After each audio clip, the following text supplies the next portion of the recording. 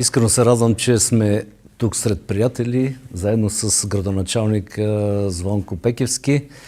Това е поредният проект между двете общини, с който показваме нашия ясен ангажимент към развитие на Малешевието за по-добро съществуване и създаване на условия за развитие на туризма, за рекреация и за по-добър живот на хората от двете страни на границата между общините Берово и Струмяни. Това е поредният проект, както казах, за последната година. Работиме изключително успешно, вече 12-та година между двете общини. Последните два проекта за последните 3 години бяха кея на река Брегалница и, разбира се, новото возило от проекта за превенция и обучение на доброволци от двете общини. Разбира се, нашия ясен ангажимент е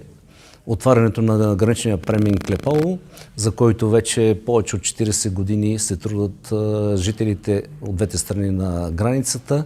който е нашата дългогодишна болка и желание. И искрено се радваме, че в нашите мандати като градоначалници поредни успяхме да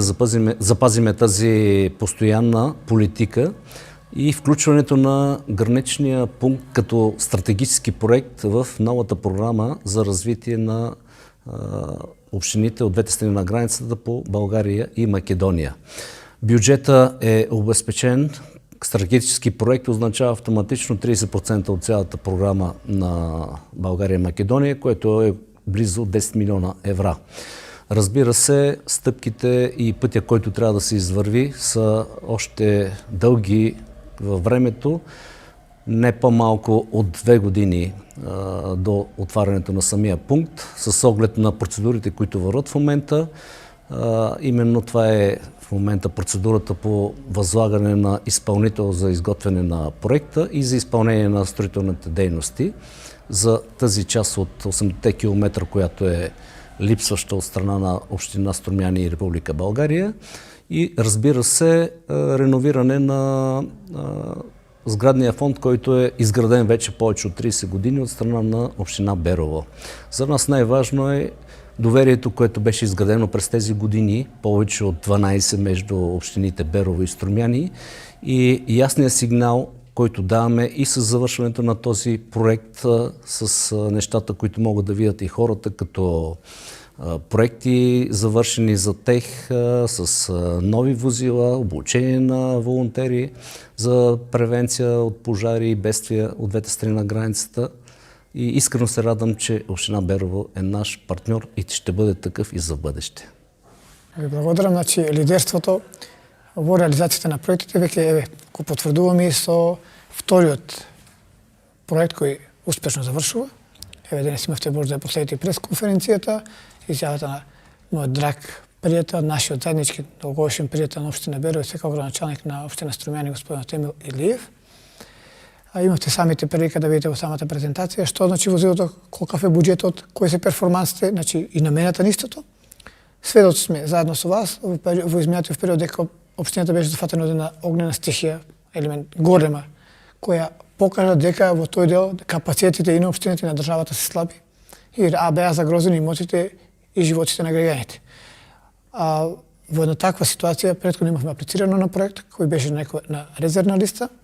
во меѓувреме одобрен, имаше одреден период заради околности во кои се одвиваше самата имплементација на проектот, беа отежнувачки, меѓутоа е на задоволство на сите нас, верувам дека и на задоволство на граѓаните. Значи дека набавката на возилото ги подобрува и ги зголемува капацитет на територијата на противпожарна единица, практично на областа заштита и спасување, како надлежности на општината, секако и на државата во тој дел, и верувам дека возилото покрај модулот за заштита и спасување во зимскиот период, значи ќе биде оперативно активно 365 денови годината, би се користило во зимскиот период за очистење на јавните површини, значи оснежени на тој начин овозможување по добро движење на учесниците во сообраќајот и на пешаците, а секако и на возилата. Нашата идеја и цел беше да обучиме луѓе кои ќе можат да покрај професионалните пожарникари влезат во костец со пожарот или стихијата или на тој начин да ги подигнеме капацитет, да имаме поголем број на луѓе кои се обучени за да може да се справат со една таква опасност, додека во наредниот период се надевам треба да се формира здружение на граѓани кој ќе биде